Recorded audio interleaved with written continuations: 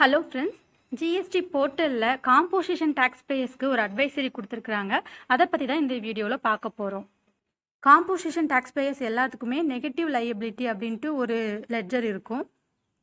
Composition tax payers எல்லாருமே வந்துட்டு வருஷத்துக்கு 4 ரிட்டர்ன் ஃபைல் பண்ணுவாங்க. அந்த சிஎம்பி 08 வந்து 4 ரிட்டர்ன் ஃபைல் பண்ணுவாங்க.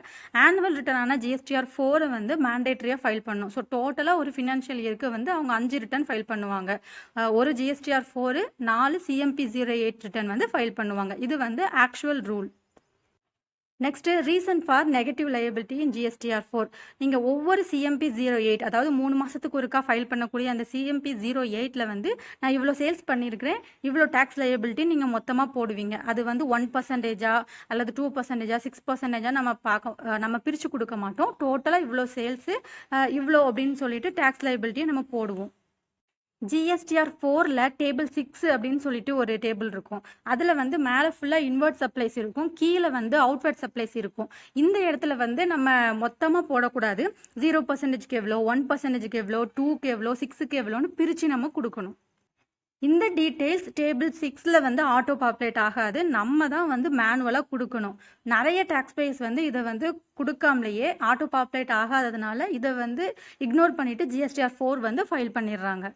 ஸோ டேபிள் 6 வந்து ஃபைல் பண்ணுறது மேண்டேட்ரி. இதை இக்னோர் பண்ணதுனால என்ன ஆச்சுன்னா ஜிஎஸ்டிஆர் 4 கணக்குப்படி நீங்கள் வந்து டேக்ஸ் லையபிலிட்டியே இல்லை, அதாவது நீங்கள் கவர்மெண்ட்டுக்கு டேக்ஸே பே பண்ண வேண்டியது இல்லை. ஆனால் ஒவ்வொரு சிஎம்பி 08 ஃபைல் பண்ணும்போதும் நீங்கள் குறிப்பிட்ட அமௌண்ட்டை வந்து கவர்மெண்ட்டுக்கு டேக்ஸாக பே பண்ணியிருக்கீங்க அப்படின்ற மாதிரி ஆயிடுச்சு. உண்மையிலேயே உங்களுக்கு வந்து அந்த 4 குவார்ட்டருக்குமே வந்து நான் நில் ரிட்டர்ன் தான் ஃபைல் பண்ணேன், எனக்கு வந்து அவுட்வர்ட் சப்ளைஸே இல்லை, அதனால் நான் வந்து டேக்ஸே பே பண்ண வேண்டியது இல்லைன்ற பட்சத்தில் அது 0ன்றது ஓகே. ஆனால் சிஎம்பி 08ல் நீங்கள் ஒரு டேக்ஸ் லையபிலிட்டி டிக்ளேர் பண்ணி பே பண்ணியிருக்கிறீங்க, ஆனால் டேபிள் 6ல் வந்து அதை போடலை அப்படின்னா எக்ஸஸாக கவர்மெண்ட்டுக்கு டேக்ஸ் பே பண்ண மாதிரி ஆயிரும். ஸோ அவங்க என்ன பண்ணுவாங்க, அதை நெகட்டிவ் லையபிலிட்டி அப்படின்ற லெட்ஜரில் வந்து வரவு வச்சுப்பாங்க. நீங்கள் நெக்ஸ்ட் சப்சிக்வெண்ட் டேக்ஸ் பீரியடுக்கு வந்து அந்த அமௌண்ட்லேருந்து நீங்கள் டேக்ஸை வந்து பே பண்ணிக்கலாம் அப்படின்றது தான் நெகட்டிவ் லையபிலிட்டியோட ரூல். இப்போது எல்லா டேக்ஸ் பேயர்ஸும் என்ன தப்பு பண்ணியிருக்காங்க அப்படின்றத பார்க்கலாம். சிஎம்பி 08 வந்து ஒவ்வொரு குவார்ட்டருக்கும் நம்ம ஃபைல் பண்ணுறதை வச்சு மொத்தமாக உங்களோட டோட்டல் டேக்ஸ் லையபிலிட்டி என்ன, அதாவது நீங்கள் எவ்வளோ டேக்ஸ் பே பண்ணியிருக்கீங்கன்றதை அதை ஆட்டோ பாப்புலேட் பண்ணிடும். 4 குவார்ட்டருக்கும் நீங்கள் எவ்வளோ டேக்ஸை கவர்மெண்ட்டுக்கு பே பண்ணியிருக்கீங்கன்றதை இந்த டேபிள் 5ல் அது வந்து சொல்லிடும். இப்போ சொன்னது டேபிள் 5. டேபிள் 6ல் இந்த டோட்டல் லையபிலிட்டி 5000 இருக்குல்ல, இது வந்து 1%கா 2%கா 6%கான்றதை நாம தான் ஸ்ப்ளிட் பண்ணி கொடுக்கணும். அதை கொடுக்காம 0ன்னு நம்ம வச்சுட்டு ஃபைல் பண்ணிட்டோம்னா தான் நமக்கு தவறுதலாக நெகட்டிவ் லையபிலிட்டியில் வந்து அமௌண்ட் வந்து ஏறும். தவறுதலாக நெகட்டிவ் லையபிலிட்டியில் அந்த அமௌண்ட் வந்து போய் சேர்ந்துடும். சிஎம்பி 08 ஃபைல் பண்ணும்போது உங்களுக்கு ஏதாச்சும் டேக்ஸ் லையபிலிட்டி இருந்துச்சு அப்படின்னா உங்களை அது செலான் கிரியேட் பண்ண அலோவ் பண்ணாது. நெகட்டிவ் லையபிலிட்டிலேருந்தே அந்த அமௌண்ட்டை வந்து அது எடுத்துக்கும். ஸோ இதுதான் நிறைய டேக்ஸ் பேயர்ஸ் வந்து ஃபேஸ் பண்ண ப்ராப்ளம். ஸோ இந்த மாதிரி ப்ராப்ளம் ஃபேஸ் பண்ணதுக்கு அப்புறமா ஜிஎஸ்டி போர்ட்டலில் என்ன அப்டேட் கொடுத்தாங்க அப்படின்னா, டிக்கெட் வந்து நீங்கள் ரைஸ் பண்ணுங்கள், இந்த மாதிரி ஸ்க்ரீன்ஷாட்டோட தவறுதலாக டேபிள் 6 வந்து பர்டிகுலர் ஆனுவல் ரிட்டர்னுக்கு நாங்கள் போடலை, அதனால் நெகட்டிவ் லையபிலிட்டியில் வந்து இவ்வளோ அமௌண்ட்ஸ் வந்துடுச்சு, எங்களால் சிஎம்பி 08ல் வந்து பர்டிகுலர் அமௌண்ட்டை போட முடியலைன்னு சொல்லிட்டு அந்த 3 ஸ்க்ரீன்ஷாட்டையும் வச்சு டிக்கெட் ரைஸ் பண்ணால் அந்த நெகட்டிவ் லையபிலிட்டியில் இருக்கிற அமௌண்ட்டை வந்து நல்லிஃபை பண்ணிடுவாங்க, அதாவது 0ன்னு ஆக்கிடுவோம் அப்படின்னு சொல்லிட்டு ஒரு அப்டேட் கொடுத்தாங்க. அதுக்கு நான் தனியாக சேனலில் வீடியோவும் போட்டிருந்தேன்.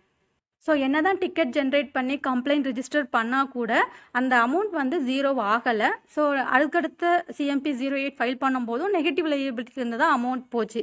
ஸோ இது வந்து நிறைய பேர் ஃபேஸ் பண்ண ப்ராப்ளம். ஸோ இது எப்படி ஆயிடுச்சு அப்படின்னா, ஏற்கனவே நீங்கள் கவர்மெண்ட்டுக்கு பே பண்ண அந்த டேக்ஸ் அமௌண்ட் உங்களுக்கே நெகட்டிவ் லையபிலிட்டியாக திரும்பி உங்கள் நெகட்டிவ் லையபிலிட்டி லெட்ஜரில் இருந்துச்சு, அதையே நீங்கள் சப்சிக்வெண்ட் டேக்ஸ் பீரியடுக்கு டேக்ஸ் பே பண்ணுறதுக்கும் யூஸ் பண்ணிக்கிட்டீங்க, அந்த மாதிரி ஆயிடுச்சு. ஸோ இப்போ அதுக்கான சொல்யூஷனை கொடுத்துருக்குறாங்க. ஸோ அவங்க சொல்லியிருக்குது என்னதுன்னா, நிறைய டிக்கெட்ஸ் வந்து நாங்கள் ரிசீவ் பண்ணோம், ஹெல்ப் டெஸ்க் மூலமாக நிறைய டேக்ஸ் பேயர்ஸ் வந்து இந்த மாதிரி நெகட்டிவ் லையபிலிட்டி வந்து 0 ஆக்கணும், நாங்கள் வந்து டேபிள் 6 ஃபைல் பண்ணாததுனால எங்களுக்கு வந்து நெகட்டிவ் லையபிலிட்டி வந்து வந்திருக்குது அப்படின்னு சொல்லி கம்ப்ளைண்ட் ரெஜிஸ்டர் பண்ணியிருக்காங்க. நிறைய பேருக்கு ரிசால்வ் பண்ணவும் செஞ்சுருக்காங்க. ஸோ இப்போ என்ன பண்ணியிருக்காங்க அப்படின்னா, டேக்ஸ் பேயர்ஸோட கன்வீனியன்ஸ்க்காக நெகட்டிவ் லையபிலிட்டியில் என்ன இருக்குதோ அந்த அமௌண்ட்டை வந்து டெபிட் பண்ணிட்டாங்க, எல்லா டேக்ஸ் பேயர்ஸ்க்குமே வந்து டெபிட் பண்ணிட்டாங்க.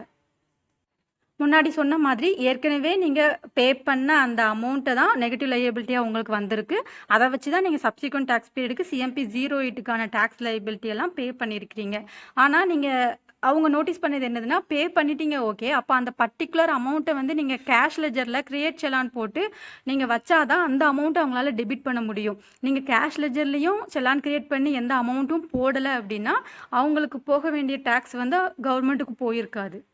ஸோ அவங்க சொல்கிற சொல்யூஷன் என்னது அப்படின்னா, நீங்கள் ஒவ்வொரு சிஎம்பி 08க்கும் எப்போல்லாம் நீங்கள் நெகட்டிவ் லையபிலிட்டியை யூஸ் பண்ணி அந்த டேக்ஸ் ரிட்டர்னை ஃபைல் பண்ணீங்களோ அந்த அமௌண்ட்டை வந்து கேஷ் லெஜரில் செலான் கிரியேட் பண்ணி நீங்கள் டெபாசிட் பண்ணணும்.